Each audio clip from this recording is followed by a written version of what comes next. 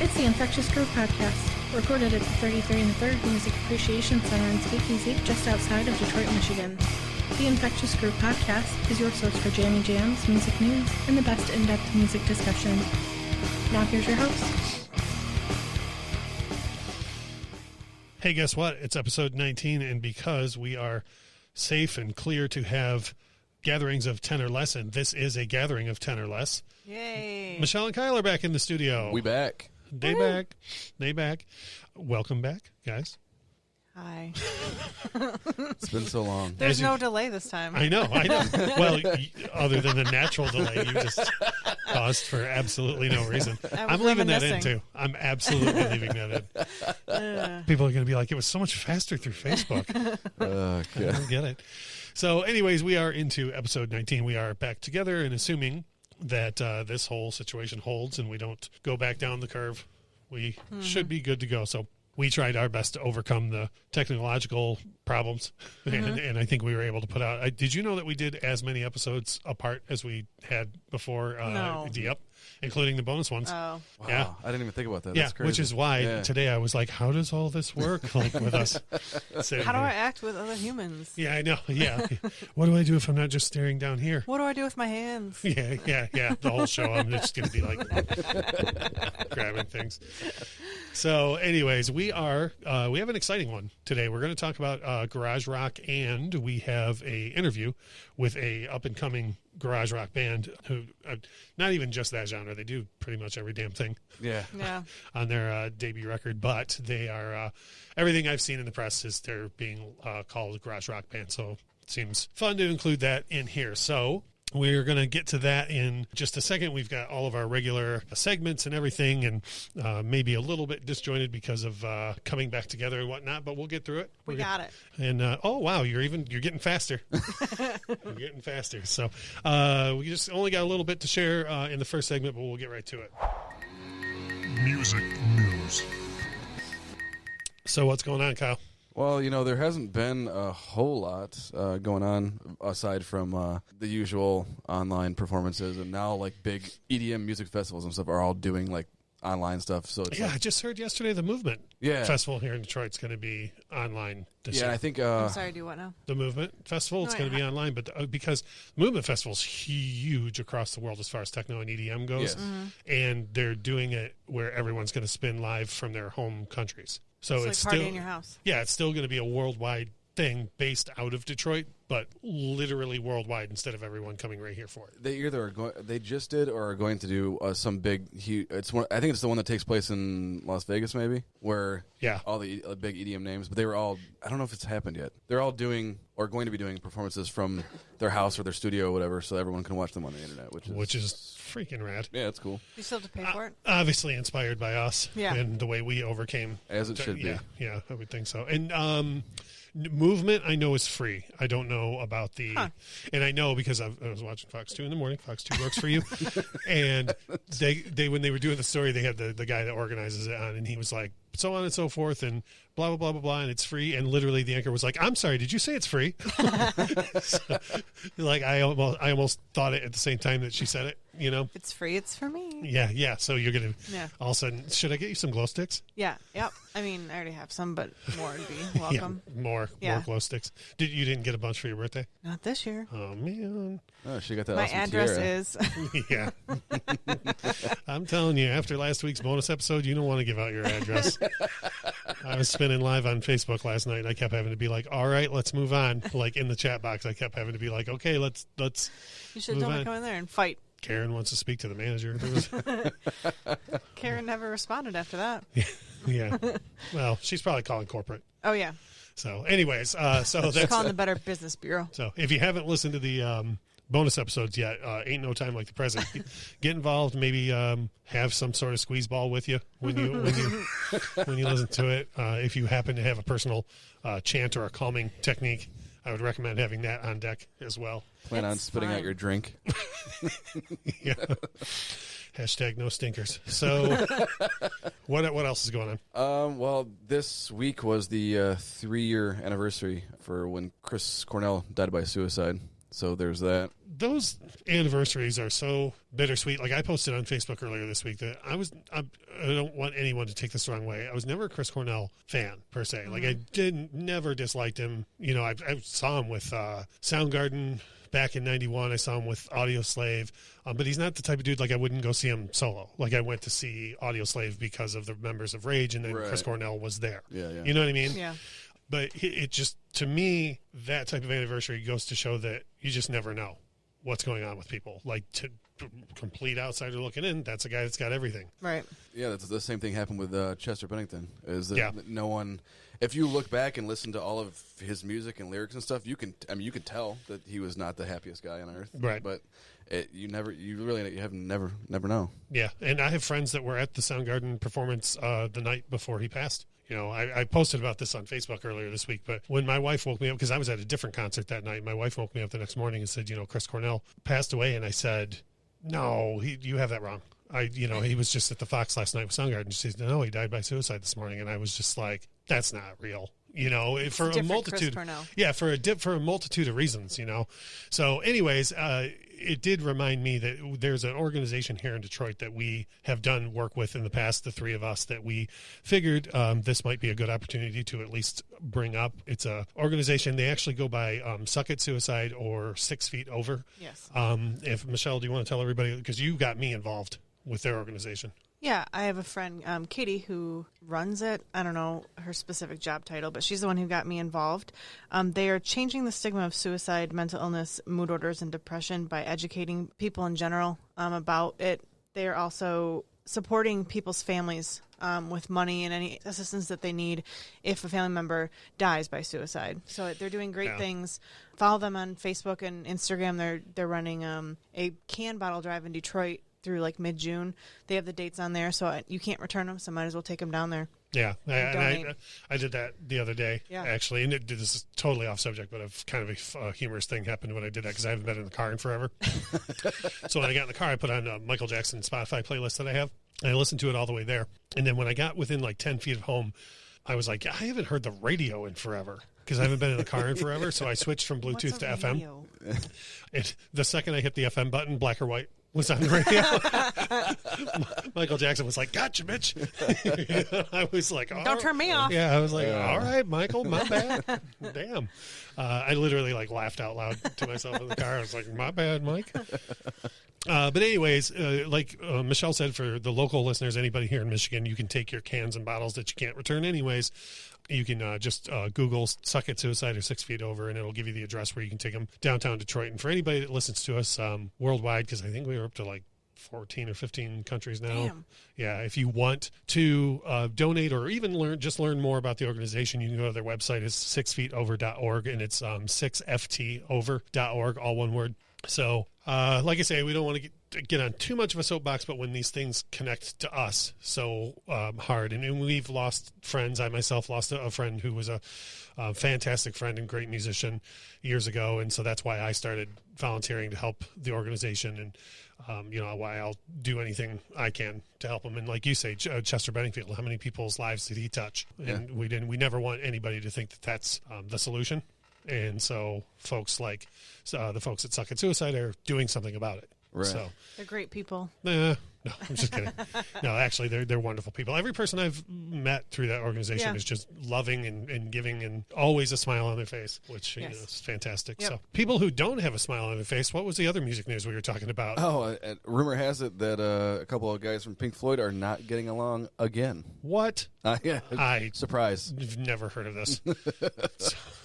The reason why this story is important to me is, of course, it's Pink Floyd related, but it got me thinking about like the future and the legacy of acts. So just to briefly tell you guys what's going on is, if you go to like Pink Floyd social media or Pink Floyd's website or whatever, it's everything the band's ever done, and then all sorts of David Gilmour stuff pushed in your face, because him and Roger are the only people who really do. Like Nick nowadays has a solo band that he does like a lot of classic Floyd stuff, but he doesn't have like solo records out lately. He put a couple out in the 80s. Anyways, so if you go to the Pink Floyd website, it's very much like look at all this Pink Floyd stuff, and then here's all this Dave stuff, like Dave's live albums, Dave's solo records, and all this stuff. You would have no idea that Roger Waters has done anything since leaving Pink Floyd in 1985. And this cat's had 4 solo records, unbelievable tours, nothing. And what brought it to a head the other day was him and his band did a social distance version of Mother, the Pink Floyd classic, and behind the scenes,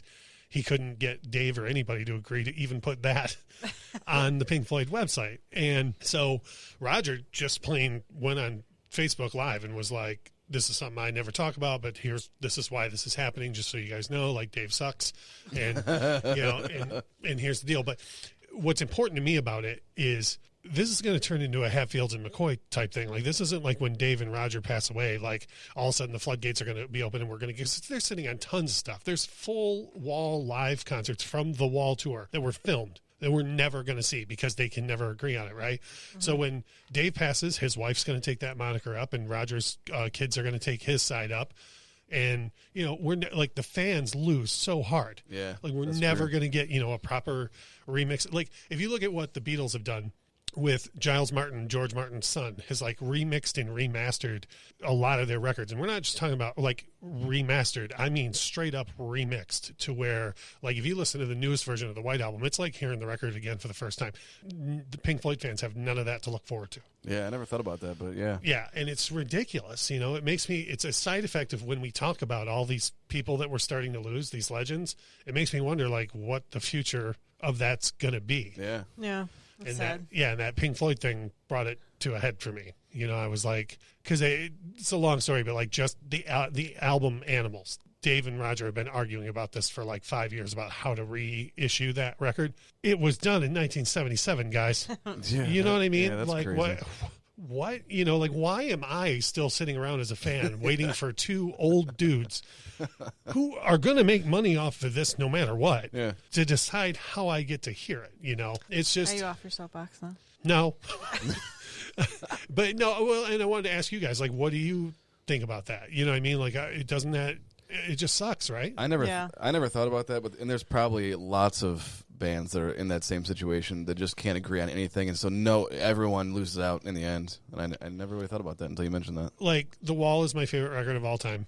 The only thing I've ever seen is like awful, terrible 1980. Somebody snuck in a camcorder footage of. You've been sneaking a camcorder. Yeah,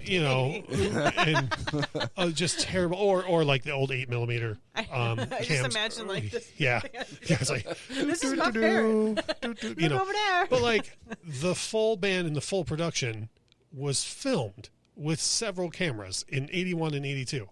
And I've yet to see any of that footage. Yeah, and so they put all that work into doing that for nothing. Yeah. For no one to benefit from it whatsoever. Assholes. Yeah, and that's at the end of the day, here's where this is me stepping off the soapbox now about Floyd.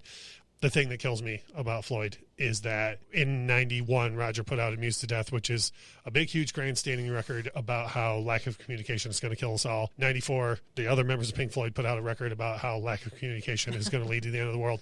And here we are 30 years later, and nobody's talking to each other still. Like, how the hell are you going to... just be friends. Yeah, I know. That's how I feel about it. So, anyways, I'll get off my soapbox now, and we will move right through to our next segment. Our jammies. I was told recently not to ask Michelle if she has jammy jams, so I'll talk briefly about what I've been listening to, and then we'll hear all about Michelle's grand jammy jams. I do know recently that she got turned down to a solid 7 out of 10 record, but we'll go there in a minute. So very briefly, what I've been listening to lately is there's a Michael Hutchinson documentary called Mystify, and it's finally on Amazon Prime. And I've been dying to see this. Like, I'm a huge NXS fan, huge Michael Hutchinson fan, and I've been waiting to see this forever. And it came on Amazon Prime the other day, and I watched it, and it was every bit as good as I wanted it to be. Of course, spoiler alert, the ending was extremely sad, but it was more the hows and whys of everything that happened. I think there's a lot of things people don't know about that last year that will surprise a lot of people. But anyways, that brought me to the uplifting moment of enjoying a ton of NXS again. So I did that a lot this week. I was listening to the Dodies record, which we'll get into later, listening to that a lot. And the Nixons put out a new EP yesterday, and it's killer. It's five songs, and I listened to it 3 or 4 times yesterday. It's really, really, really solid. So, Michelle, it's not a question of if, it's what. What are the Jamie Jams that you've been listening to? This last week, independent of anything else that's happening outside of here, I have been listening to Rumors. I just seem to be drawn to it lately. Rumors. Yeah. So that's been the whole record off and on. And then AC/DC has been on my list. I know. Like Bon Scott or Brian Johnson, or you don't know? I don't know. Yeah. Yeah. There's so many people that are going to be mad at you. But let me say this. If it's more, and now people might be mad at me, if it's more bluesy and like and almost garage rocky, then it's probably Bon Scott. If it's more poppy and like pop rock-ish, then it's usually... I should have been prepared for this question. Brian Johnson. Well, it's not like we do this segment every week, so I understand you not being prepared. Bon Scott. Fantastic. The verdict is in. So, not just a lot of Fleetwood Mac, but specifically the one record and at least one AC/DC track from the Bon Scott era. Well, I'll just put on that record or that song if you want blood. And then like Spotify do yeah, its and thing. then it's just like, here's some other AC/DC you might like, and it's usually like, yeah, I do like this about AC/DC. And in your defense, Brian Johnson does sound extremely similar to Bon Scott in many ways. Like in later years when he would do the Bon Scott stuff, it was great as well. So. I don't know enough about the band to say anything either way, but there's some songs by them that I truly do enjoy. Yeah. So that's about it. For me, the number one song with a bullet has always been Thunderstruck, like since 91. Up until that point, they were just kind of there for me, and then I was like, yes, and I went to an AC/DC show, and they opened with Thunderstruck, and I was like, no. Did you play a drinking game to the song? No, this was back in 91. So at 15, I wasn't playing drinking games at AC/DC concerts. Really? So, really? We'll slide it on over to you, Kyle. What have you been listening to? They keep talking about this second wave that might happen. Well, I happened to catch a second wave of Bieber fever, and the curve came back up on you. I thought I flattened that curve, but it popped right back up, and I don't know what I was doing, but I was just listening to his newest album, Changes, and I found myself listening to Rumors as well. Not like independently of when Michelle was listening to it. I was like cleaning. Or putting away laundry or something. And Side note, so help me God, y'all better put time into Purple Rain this week, because that's the other record for the tournament. This was independent of the tournament. What? Outside of the tournament. I know, but you still need to listen to Purple Rain a lot. Why? So you don't come to the episode and say things like, Computer Blue, I'd never heard in my life before, and this time I thought it was just okay. Yeah. So, like you need to listen 10. to it a lot. Give it, yeah. It was a Purple Rain solid 3 out of 10. I wouldn't throw the CD away, but I did find myself listening to a bunch of stuff because of this episode, like digging into all the garage rock stuff. Obviously, the Dodies, which we've been talking about, their new album, and then like the Retards and Jay Retard and like all these guys, and I just go into the rabbit hole and listen to all this stuff. Right on, yeah. It's garage rock is such a wide thing that I'm still learning about that it's very, very, very easy to fall down a rabbit hole. So, speaking of which, it's time for the Infectious Groove Podcast. Main topic of discussion.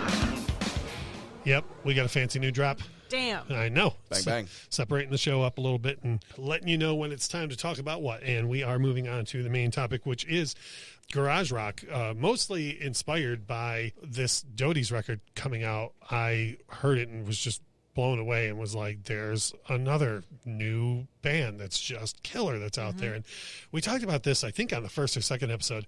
This bit where people say, there's no good this out there. There's no good. Yeah, there is. There 100% is. Yeah, you just need to be looking for it, And for me personally, I have a very weird history with garage rock because I grew up in the 80s, which is the decade of slick production. Drum machines, perfect vocals, perfect harmonies. White Snake, like the cannon shot snare, the snare hits, and instead of going, it goes. So when I got turned on to some garage rock or whatever else, like very erroneously, my first thought was like, why does it sound like crap? Yeah, because it's supposed to. Yeah. Yep. So that's my initial when I was a kid. And again, like Pink Floyd. Pink Floyd's like leads the way in pristine production. Right. Yeah. You know, and so then I go and hear this like lo-fi stuff and I'm like, well, they're doing it wrong, you know? So like for you guys, like what Michelle, and I'm not saying this to be funny. I know this week you like looked into it a lot more. Like what were your thoughts on it before and now? There was a lot of stuff in that I was looking up that I would not have even thought to be garage rock at all. Like Louie Louie. Just not like what you've mentioned it last week. Rumble by Link Wray. Yeah, I was just like, these are, what are you talking about? Like, you're talking about the wrong topic. Like, I don't understand. And then like reading about the history and like how they went back and defined it, like you're like, okay, that makes sense. That's where it all started. Yeah, it was very eye opening for me to see how they defined garage rock in general, and then there's so many subcategories, and it's crazy. And it was like a chicken and egg situation too back then, because there's guys like Little Richard and Chuck Berry that inspired all of these aspiring garage musicians, and then you have guys like Link Wray and the Kingsmen and whatnot that would hear of that and then put it into their production. You know what I mean? Yeah. So it's like before this even blew up, right? You had a lot of people being like, "Oh, that's the sound." So, and what about you, Kyle? Like, what were your thoughts before and after looking into this? I mean, I knew it was huge. Based upon Iggy Pop, the Iguanas, the Stooges, like MC5, all that stuff, like from back in the day. I knew it was big, but I didn't realize that it was as huge. The underground part of it is as big as it is, and there's a different. Each region has its own like kind of sound too. Like Nashville has their own like garage rock, Seattle has their own garage rock, Detroit has their own garage rock, and it's all garage rock, and it's all a little bit different than the other ones. I put that in my notes that it was like obviously firmly planted in SoCal as far as like where it was birthed, but it quickly migrated east. You know, like you were talking about being blown away by things that people don't think about being garage rock. Why don't you listen to the first couple of Seeger System records? The Bob Seger sound system and the first couple of Alice Cooper records, those guys were absolutely inspired by the MC5. Yeah. And again, when I say Bob Seger, people think old time rock and roll and Against the Wind. Yeah. Go back and listen to those first couple of Bob Seger sound system records and you'll be like, whoa, I'm not even sure this is the same cat, you know? For me, the thing that turned it where I went, oh, I'm dumb, was when the Stripes hit. Yeah. Yeah. Because I got everything about it all at once. I was like, oh, this is supposed to be lo-fi. Oh, this is supposed to be just raw energy coming out of the speakers. And not even because it's a Detroit thing, but that instantly led me backwards to where I started to really like, and I mean, like you said, barely scratch the surface. There's so much. Yeah. And I love that. But what I like to do now is look toward the future and like how it's evolving and what's coming from it. So like I'm very excited by the OCs. I don't even know if you're supposed to say it that way or the OC. Okay, it's the OCs. Yeah. Okay, and it's spelled odd. Yeah, it's like it's spelled the and then OH and then SEES. And the is THEE. Yeah. But like I'm very very excited by them because of the music night thing we have on Fridays. A couple of years ago, I heard about Ty Segall and Fuzz, one of the many bands he has, and that's you just put that on and. Speaking directly about myself from say 2001 and above to the untrained or before to the untrained ear, it's just noise. Yeah. And then when you know what you're listening for, you're like, my God, man, go on ahead. And I think that you mentioned the White Stripes, and I think Jack White did a great job explaining to everybody like why it sounds like that, and it's supposed to sound like that, right? Because he made such a big deal about Third Man Records and how they press records and how he records on analog stuff instead of digital, and even though people in the underground part of the scene probably don't like that, everyone knows why it's this way and whatnot, but he did a great job at bringing it to the masses and being like, hey, look. The thing that I like about the Stripes and what Jack does and the different genres that he does is, as big as it is, machine that is Third Man Records is, Jack is still, in my view, sincere about it. Like, I don't think he's ever put out a record and been like we discussed Metallica, like Death Magnetic. One of the problems with Death Magnetic is you can hear Metallica trying to be Metallica. Yeah. Right? I personally have yet to hear a Jack White project, whether it's Rock on Tours or solo or Stripes, where I go, oh, well, this is obviously just trying to sound like that, you know? Yeah. You totally looked like you were about to go off when I said some of it sounds like noise. And I feel like a lot of it sounds like noise to you. So I found a playlist on Spotify. It's like Garage Rock Classics or something. I don't remember the name of it specifically. And there was like some MC5 on there that I knew. And off the top of my head, I can't remember. Kick out the jams, motherfucker. Yeah. So off the top of my head, there were some other songs that I was like, oh, yeah, I know the song. And then I was just like getting ready and listening to it, and I was like, "What the? This is just noise now. Like, what happened?" Like, but there's some of it that I really like, and then there's other of it that I just can't. I mean, and it's not even like I can appreciate the background and that's how it's supposed to sound, and these people really enjoy this. It's just not a lot of it's not my jam, but a lot of it is. Yeah, and you don't have to love everything about a genre. Either, you know, and like I say, this is for me. I love talking about this because this isn't something that I feel authoritative on. You know what I mean? Like the feedback I would like to get from this episode is for people to be like, "You need to hear this," you know, or "You need to check out this artist." For people more interested on the stuff that's still going on nowadays, and not so much. It is a little bit history based, but it's more focused on what's still going on in all these cities. Yeah, Noisy, which is Vice's music branch. Of stuff. They did a 4-part documentary. It's on YouTube. And it's called "In Love with These Times," and it's literally it's like I think they're like a half hour long each. And it just profiles all of these bands from all over the place. It's a half hour each, so it could keep Michelle's attention even. Yeah, oh, right on. Possibly, maybe. Yeah, that's ambitious. And like, isn't it just noise? Because no, it talks about everyone who's like very prominent, like that genre. Right on. Like the White Stripes and Jack White, and they caught the like mainstream like record label's attention. There is a record label, which are the name of it's In the Red Recordings, and they are like super responsible for putting out 90%, probably maybe less than that, of what everyone knows as garage rock. They just would take all of the bands and record them all, and then make sure that it was pressed on vinyl and people got a hold of them. Like that's what they did. And that's another thing I don't like about that Jack gets shit about is when Third Man was on its way up, a lot of indie bands were like, oh, the Third Man is clogging up all the pressing plants, you know, with their 11 billion projects that they put out a year. Well, Jack went and did something about it. He opened a goddamn pressing plant. So, right. You know, I mean, like, give him a minute, you know? You know, at least in my opinion, the dude has absolutely put his money where his mouth is. Yeah. You know, so he wants to be part of the solution. I would be willing to say that if he didn't push for vinyl as hard as he did, it wouldn't be as popular as it is now. Not even close.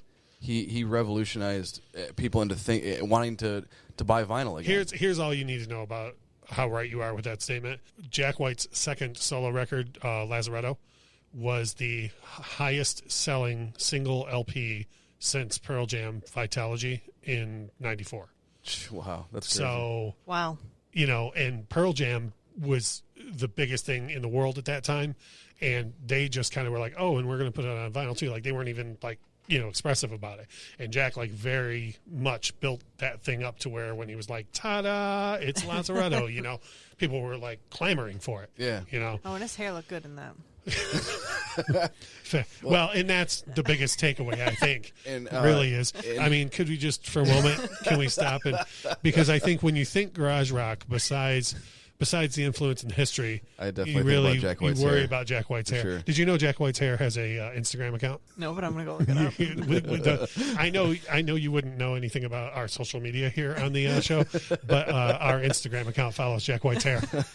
So, anyways, I'm sorry, Kyle. I'm sure you had something more important to say. In that, it's really cool to see if you go and watch that that Noisy documentary. In the second episode, maybe they come to Detroit. And they profile all of the Detroit garage rock bands that are still current, and like Stooges and the current ones. Right and they, you know, there's scenes of this band, the Gories. Oh yeah, yeah, and so it shows them playing at the Garden Bowl, like just a show at the Garden Bowl. I'm like, holy shit, like that's awesome. Yeah, have you ever been to the Garden Bowl? Nope. Oh man, I drove past the Garden Bowl. Well, I mean, you've been above it, the venue above it, and you've been next to it. You've been at the Majestic, and you've been at the Magic Stick. Oh, yeah. Yeah, I've never actually seen a show at the Garden Bowl. I have a Jack White. I forgot they were all connected. Yeah, I have a Jack White show from the Garden Bowl, but I've never actually been to the bowling alley for a show. I but have not. But yeah, that's fantastic. Hey, check it out. I'm going to take us to break real quick. We've got a pretty exciting second half. We've got more of this business going on, the discussion amongst us, and then we've got that interview with the Dodies coming, and you do not want to miss it. So we'll be back in a second.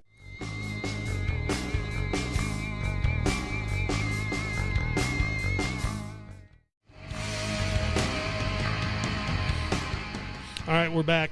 Going to talk a little bit more about some of our thoughts on garage rock, and then we've got the interview with the Dodies lined up, which will be fantastic for y'all. And I'm purposely holding out some details about the Dodies until the interview happens, because I'd like us to discuss that a little bit afterwards. But one thing for me, as I looked back, like I told you guys, I hit kind of the light bulb went off when I heard the White Stripes, and I was like, oh, I get this now. I started to really look back and realized how much garage rock influence was slapping me in the face for years, and I never even noticed it. Yeah. Like, I would go so far as to say, like, the first 2 Sabbath records are heavily influenced by the garage rock sound. CCR, for sure. Absolutely, on that first record. Led Zeppelin, Cream, even, and I know there are people listening that are going to be like, Cream and Zeppelin are blues bands, and what do you... Okay, you're going to tell me the production and communication breakdown isn't directly influenced by garage rock? You know what I mean? Like, that and... Cream stuff, like that tone in the overall sound of Sunshine of Your Love. That's, if you take Cream's name off of that and you put, just say it was by, the OCs or whatever, and play it for someone, go, oh, this is this garage rock band. There's not going to be any like, oh, this is blues. People are going to be like, oh, right, it's a dope-ass garage rock band. You know what I mean? So for me, when I was looking back, I think that kind of was a big revelation for me before looking into the Stooges and the MC5 and everybody else. And like you said, there's so much, like, you can't even scratch the surface of garage rock without going into a rabbit hole real quick. Oh, yeah. Yep. And we can't even have this conversation without mentioning the Retards and Jay Retard. Rest in peace, by the way. But he was responsible for continuing to push the genre forward. Mm-hmm.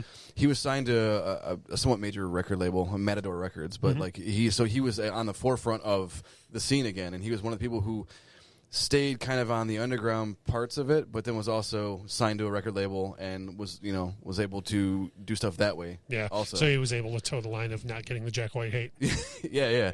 And he is very, very well known in the genre as being one of the people who pushed it forward. Do you, and this is an honest question, do you have any interest in that, like digging back into that now, having like dipped your toe in the garage rock genre, or are you just like, okay, well, I'm cool to see what happens from here? Because I've never known of you to be a music historian, but I do know you like to know the history of things in general. I do like to know. You know what I mean? Like you're very much a like, I need to know how this works type person. So that's why I'm asking the question, because I wonder if you would just listen to the Dodies and Ty Segall going forward without knowing how they made the donuts. You know what I mean? So like, I feel like a lot of the stuff that I found out through doing research was enough to give me a solid understanding of where they came from, and I know now. Like, when I'm hearing things, I can better appreciate that, and that it was a garage rock band from the 60s, and I don't think it's going to make me, like, really go hard and, like, search out stuff. But there was stuff on that list that I would go back and listen to in a new light. Yeah. Just to be like, let me listen to this knowing that it's a garage rock band. And that's what happened to me when I heard the Stripes, like when I was like, wait a minute. Yeah. And I will say this, too. To me, garage rock gets lumped in a lot with punk. And I think, for me, punk is 100% different. It is different, and it does. I think a lot of people that aren't involved and don't heavily listen to that genre of music just lump it all together and just think it's the same thing. Yeah. I'm gonna offend a lot of people right now, but it's my honest opinion. Punk is my least favorite music genre. Yeah. And for me, the difference between punk rock and garage rock is garage rock requires a lot more than 3 chords and complaining.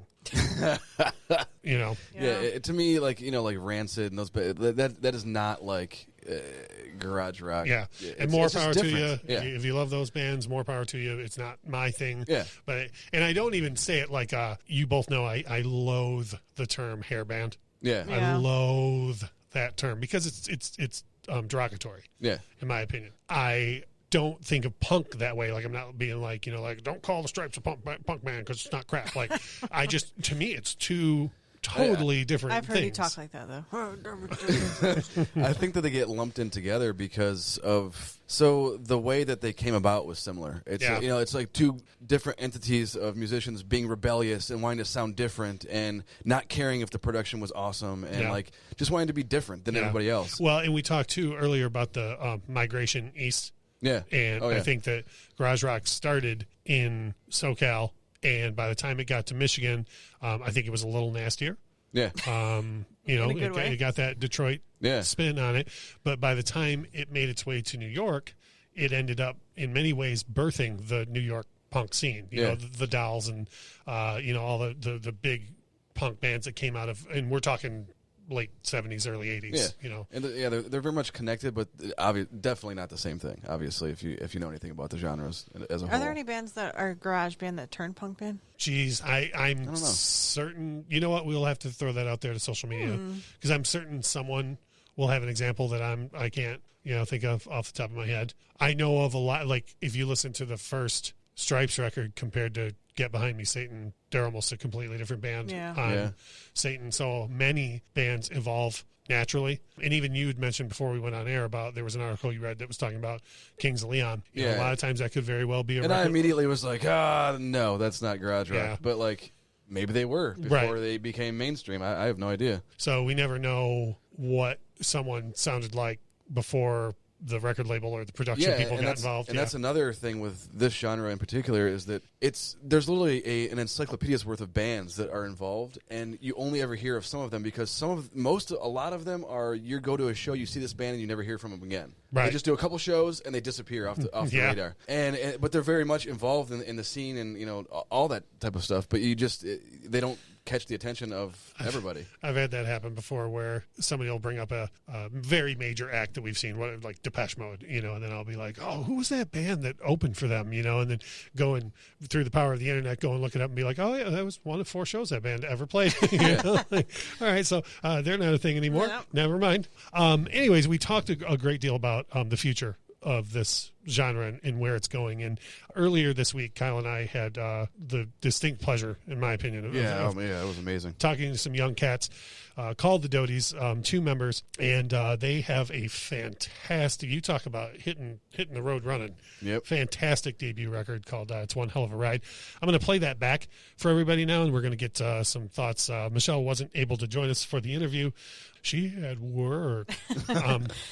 So anyways, I'm going to take you guys back in time earlier this week when Kyle and I got to speak to the Dodies. I'm going to let that play through, and then we'll share some thoughts on it. Although they are 6,000 miles away, joining us right now are Yoni, doing the guitars and vocals, and Ron, who does a couple of things in the band, drums, bass, keys, and backing vocals all at the same time. We have joining us now the Dodies from Israel. How you guys doing? Hey, we're doing excellent. An excellent day it is. Right on. Yeah, this is one of the things, this whole world situation that's going on right now, we all can still be kind of in the same room, even though we're 6,000 miles away, which I think is pretty sweet. So we are talking to you guys right now because you have a fantastic new album out, very aptly titled It's One Hell of a Ride, and we've been promoting your single and video Boiling Point. That's one of those videos, for me at least. I don't know what the thought process was behind making the video, but it's one of those videos that when you look at it, it looks like the song sounds. Does that make any sense to you guys? Yeah. Yes. If that's what you think, I guess we did good. Yeah. Right on. Do you guys have, I know I saw another interview with you guys the other day where you were talking about, you have another single that you're working on, I think with stop motion animation, another video? Yeah, it's just what we're doing right now. At this moment, we're talking about how we've been drawing a lot of crap. Nice. We're making a lot of cartoons move. It's been a long, arduous process to do this, but Corona was on our side, and we were stuck all day at home. Yeah, it's good to find a way. Find a way through this, Yeah, exactly. What do you mind if I ask what single it's going to be? Because I'll tell you in advance, I have a very favorite song off of this record that I'm hoping is going to be a single. But what single is this going to be for? It's probably not going to be your favorite one. Maybe you tell us first your favorite song, and then I will say this: being from Detroit and growing up on homegrown American rock radio, me personally, I think Alien would take off like you wouldn't believe at rock radio. Is that what it is? Yeah. Oh, I'm so excited. Yeah, Yes, that's awesome. I kid you not. That song, in my opinion, will take off like wildfire on rock radio here in America. Wow, that's good to hear. Yeah. That's good. That's what Bumblefoot thought. That's wrong, thanks. Yeah, he knows his way around a hit. Yeah, he insisted it should be the song to make a video out of. So yeah, that's a good coincidence. That's awesome. I've talked around a great deal in the last week, and we didn't even talk about this record, so that's crazy that we both picked the same song. That's pretty rad. Yeah. So yeah, I love that song. I love that song. So I'm very, very excited. Whew. All right, we're cooking. Kyle and I both have just a couple of different questions, maybe keep you for 10-15 minutes and get some opinions from you guys on what we think about the record and so on. So Kyle, if you want to take it away. Yeah, so this is your guys' debut record. How does it feel to finally get it out there so everyone can hear it? It feels really good. I mean, we didn't have our songs on any of the DJ platform until recently, and people have been telling us all the time we should upload our stuff, and that was one of the main reliefs, I think, that we finally get to just tell people, just open Spotify and or whatever and listen to our stuff instead of giving CDs physically to people, or that's what we did before, which is pretty low tech. Yeah, we actually put this album out a long time ago. A few years ago, we had a sort of demo version of it on YouTube, and no one really cared much, but as years passed, we somehow reached Bumblefoot. He reached the album, even though it was very underground, it didn't get many views, and he helped the process of getting it out there and re-recording it again, and it's been a trip. What's the reaction been so far, now that you have it all available on the internet and whatnot? Been good. It's been good. Yeah. We didn't have a publicist before. We've never had a publicist, and now we do. And, we're talking to cool people like you and stuff, people who can appreciate the music and not just random idiots, To me, your album has several different styles as you progress through the album. Do you guys have favorite songs or a certain style that you use on the album? Favorite song? We have songs which we think are more underrated, I'd say. Yeah, we have those for sure. Songs like Buffoon, yeah. That's one of the songs we felt like is kind of missed. And now it sounds better, and people have been paying a bit more attention. Yeah. Well, that's awesome. Like that's awesome. I'm so excited about this this record. I really do. I really love this album. Let's talk about Bumblefoot as a producer. Ron, I told you before, Bumblefoot is one of those guys that I feel honored to know as a human being. Like he's probably the kindest human being I've ever met. Yeah. And then on top of that, his musical ability and his musical ear is insane. Like there's no way to really get it unless you see it in person.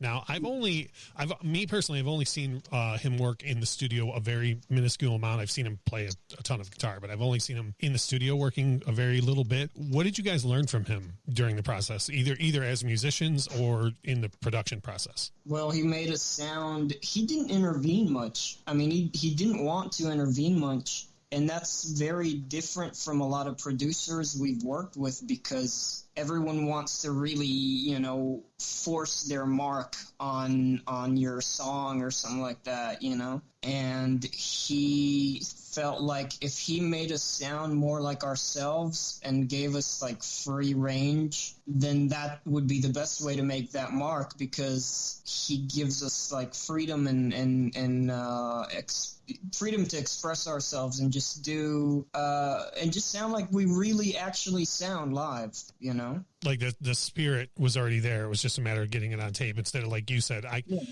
Kyle and I were just talking about producers before we got on with you guys, and I'm not even in the music industry, and I've seen exactly what you're talking about, where a band is one way and then a producer puts their fingerprints on it, and good, bad, or indifferent, it becomes something totally different. I'm excited that he gave that to you guys. Was there anything that you learned from him in the process? Like me personally, it's just in my personal life, I've learned patience from Ron, the guy has an unlimited amount of patience.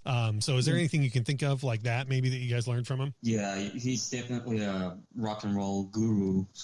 Yeah. He gave us a lot of like spiritual advice too while we recorded. You know, we talked about he believes in us. You know, he really believes in it, and he's been sort of trying to prepare us in a way to what happens if, you know, we actually if the blow up happens, developing, you know, and he said some things that they're going to stick with me. You know, he said a lot of things that would stick with me. Awesome.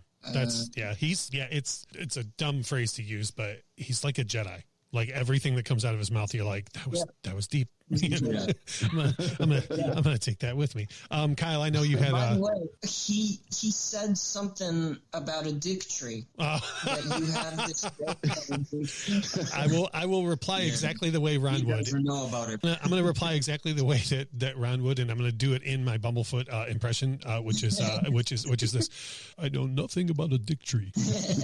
I know nothing about that dick tree. I don't know anything about a dick tree. So when you talk to Ron, tell him I don't know anything about a dick tree. He needs to look into that himself. Kyle, I know you had some questions about like concerts and whatnot. Yeah. So before all of the virus stuff, started happening, were you guys doing a lot of shows? We had a show like a week before all the venues in Israel shut down. It was it was a good show. It was a good show, yeah. We have a lot of shit shows, and we have a lot of randomly very good shows. We had a show at the Viper Room at Bowie Electric in New York, and nice. We had some good gigs, and but we're still trying to tour more, and because we've got issues with visas because we live in Israel.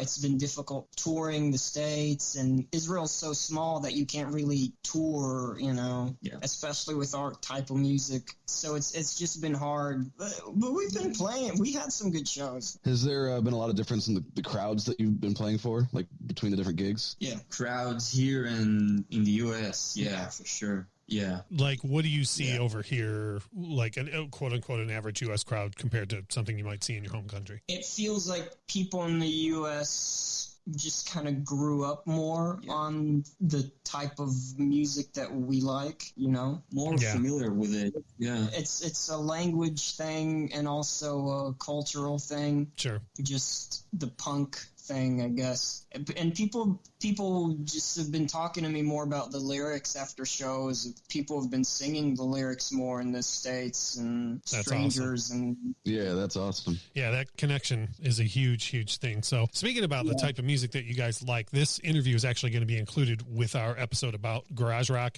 just in general. Garage rock has a long and storied history here in Detroit, from the MC5 to the White Stripes, Who would you say are some of your biggest influences? Like, who is it that you heard that made you go, that's it, I want to make music? Wow. I want to make music in general, you mean? Just inspired by yourself? There wasn't any like one... No. There wasn't any one act that you heard that said, I want to do that? No, there were a shitload of it. Yeah, sure. We rip shit off all the time, man. I've been, I listened to a lot of shitty pop when I was 13 and 14, and then I think I heard "Rape Me" by Nirvana once, and that'll do it. I could never completely go pop again. Yeah, sure. I just thought this is fucking incredible. Yeah, I'm a big believer that there's a time and a place for everything. Like me personally, I can listen to Culture Club and Taylor Swift as much as I can, Metallica and you guys and whatever. But there are certain turning points like that. Like I can be with you in your mind when you hear "Rape Me" for the first time and go, oh, well, there it is. Like like that's what I want to do. Yeah, that's what happened. Let's talk about going forward a little bit. Kyle, what do you want to ask him? How are you guys promoting the album now that everyone is stuck at home and not really being able to be out at shows and that kind of thing? Our publicist, Sean O'Donnell. There you go. Yeah. Shout out to Shauna. Right on. Yeah, well, that's a good thing to have on your side. You guys mentioned that as a big minus in the past, Yeah, the video and stop motion. The video takes a lot of work. I can't wait to see that video. Any wild ETA on that video? Any wild estimation as to when we're going to get to see that? We're gonna, like, in 2 days, we're starting to shoot it. Yes. And it'll be, I don't know, it'll take a while to edit it, but we'll do our best. We've been doing our best to try and get it out there fast, you know. Yeah. Awesome. Well, listen, for the listeners of this podcast, I got to tell you, for what my opinion's worth, if you like the White Stripes, if you like Radiohead, if you like Nirvana, you need to check out this record. The record's called It's One Hell of a Ride. It's by the Dodies. I got kind of a two-part question to end things on. Number one, where's the best place for folks to listen to you guys now? I know you're on Spotify and whatnot. Do you prefer that? Bandcamp? You know, what's the best way for fans to listen and support you guys? The streaming platforms are the most convenient ones. We're also on Bandcamp. Yeah, you can buy the album on Bandcamp, and you can just listen to it on Spotify, you know, whatever toots your horn. Sure, right on. So let's say that all things go back to normal. We can all start moving about the cabin freely, and everything, you know, this whole crisis is over. What's next? What do you guys looking to tour the U.S. maybe this fall, early next year? What are we looking at? Like, let me put it this way. When can the Infectious Groove podcast crew come and see this live in person here in Detroit? God knows. God knows. As soon as we can. Yeah, as soon as we can. As soon as this is over, I guess. We were working on touring the U.S. and then the whole coronavirus things, but we were working on it. Yeah, right on. Either Europe or the U.S. I don't know. Yeah. Well, I'll tell you what. If you guys come anywhere near us, we will be there to check it out. I'm anxious to see this live, especially given what you said about Bumblefoot's production. The fact that it's you guys on the record, and that's what I'm going to see live. Is, you know, you guys doing your music the way you want to do it. Yeah. We greatly appreciate you guys joining us from 6,000 miles away. I think it's the evening there for you. It's afternoon here for us. So we greatly appreciate it, you guys. Thanks a lot for your time. Thank you. Yeah. Thanks for having us. Yeah, so that was exciting for us and a good time. And there was two things that I took away from that. Is one, we discussed earlier in this episode about garage rock starting in SoCal and migrating east, right? It don't get further east and you know, much further away than, you know, here we are now, something that started in the 60s in Southern California, and we're here in 2020 talking to a couple of guys from Israel. That's awesome. The southern desert of Israel, and these cats are like, I heard Rape Me by Nirvana, and it changed my life, and here we are. Yeah, you know?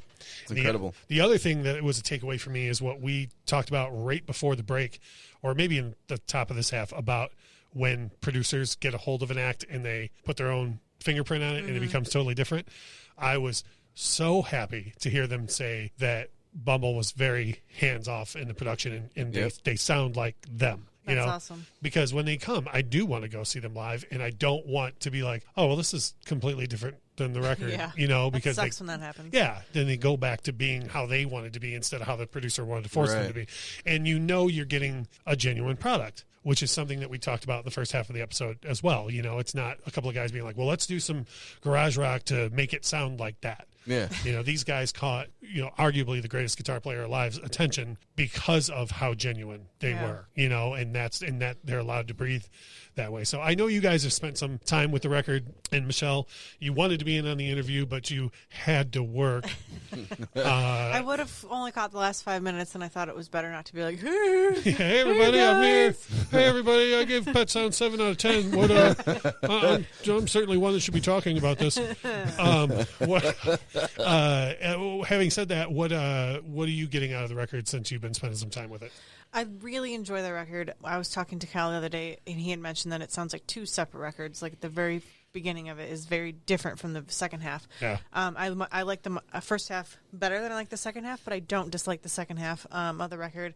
There's a lot of songs on there that are very catchy, and I could see it catching on here, like Wildfire. I really enjoyed listening to it from front to back. I was so happy I was right about Alien. Like as soon as that's awesome. Myself and friend of the show Joe heard the record too, and it was the first track he picked out too. And then it was also neat to know that great minds think alike. Bumblefoot thought the same thing. Yeah. Right, yeah. You know, so, and I know, Kyle, you've spent a lot of time with the record before talking to him and since. What were your overall thoughts? I like the entire thing, and I like that it sounds like two different. It progresses from one thing into another. Yeah, like it flows good in that way, and it literally sounds like you're listening to two different records. Yeah. They were made at 2 different times. The first thing I thought when that impression hit me that hit you guys was, well, this is an aptly titled record. Yeah. You know. And, for sure. I didn't even think about that. Yeah, that goes hand in hand. Yeah, and for those listening, you can like the gentleman mentioned during the interview, you can find it on Spotify or whatever streaming service you want. The name of the band is Dodies. It's Dodies, and the name of this record, as we just discussed, is It's One Hell of a Ride. Yes. And it is. It comes out swinging, and then it takes you on a roller coaster ride up. They and also down. have a few fantastic music videos too on YouTube. Yeah. To go along with things. And the third one coming. Yeah. Which I'm super excited about. And actually, I saw another interview with them the other day where they held up some of the artwork that they're doing because it's going to be a stop motion animation video, and they're doing all the artwork themselves. That's awesome. Well, yeah, which is sweet. And so I'm so excited that it's going to be for the song that I love so very much from the record. And I like the whole record, but that one to me was one of those, like, I could hear this on rock radio. Right. So we have continued to progress with this show, and we had Ocean Ship interview a couple weeks ago. We now have that Dodies interview that we were able to share with all of you guys, and we have so many exciting things going on. So many. Yeah, which is awesome. I hate to keep pulling a Guns N' Roses and going soon, but we have things that we are in the works that we're not quite ready to say everything about yet, but trust me when I tell you we have some really cool things coming up that we're going to be able to share soon. So we cannot thank everybody enough for the continued loyalty and support. We just this last week had another couple people go to anchor.fm and hit that support button and help us out monthly, which thank you. We are thank you very much. Crazy.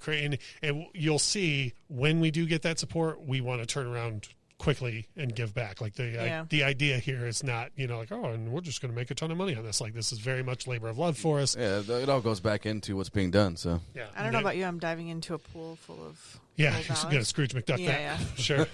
Yeah. So, hey, as far as the future goes, I can tell you about something very exciting coming to us. Next week, we are going to talk about how music affects your mood.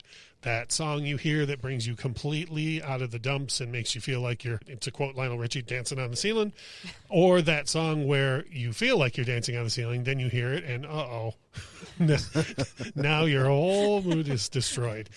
And during that episode, we have an interview scheduled with Zach Malloy, lead singer and songwriter from the Nixons. So I just talked earlier about they just had a new EP come out yesterday, and we will have a little bit of a chit and a chat with Zach about, and it's funny because Sister is one of those songs. So for me, where depending on the mood that I'm in, I hear that song and oh boy, you know, and that's a good thing. You know, I want you want music to affect you. So we're gonna talk about that. I can think of off the top of my head at least 10 songs that if I'm in the world's worst mood, as soon as I hear the first 4 bars, I'm like, all right, everything's gonna be okay. I can think of just as many that will do the opposite. Oh, for sure. Totally.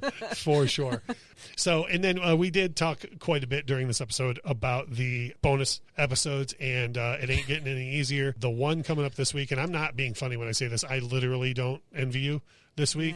Yeah. We are going to have Fleetwood Mac Rumors versus Prince and the Revolution, Purple Rain. You'll notice I keep adding that and the Revolution part because no one says that properly. People always say Prince, Purple Rain. The Revolution are like 50% of the reason why that record is as good as it is. Yeah, you're right. They do always say it like that. And they had that run there, man, 1999, Purple Rain, Around the World in a Day, and Parade, where it's some of Prince's masterworks, and it's the Revolution absolutely has a ton to do with that. So, and the reason why it was important to me too to mention that is because when you think of Fleetwood Mac, you always think of it as the ensemble, you know, and when you think of Prince, 9 times out of 10 you think of just Prince. And if you look at what went on with the Revolution, it's every bit as sordid as what happened with Fleetwood Mac. It just wasn't all aired out in public exactly the way. Butt cocaine? Like there wasn't songs on Purple Rain where people were absolutely blaming each other while singing into the microphones. But a lot of the sordid behind the scenes stuff is very similar tale between the two bands. So we have that coming up for you guys this Friday. Then next Monday you will get the interview with Zach Malloy of the Nixons, and we're going to take you through the moods. It's going to be a whole heck of a lot of fun. This has been fantastic having you guys back in the studio. I'm so excited. Yeah, it feels like things are kind of starting to be normal again. I know. Yeah. I know. A little bit. And I think I'm going to be even better at this. when we record on Wednesday. So we greatly appreciate everybody tuning in, and hopefully you enjoyed this. You check out the Dodies record, and you're looking forward to next week. See ya. Bye. Bye.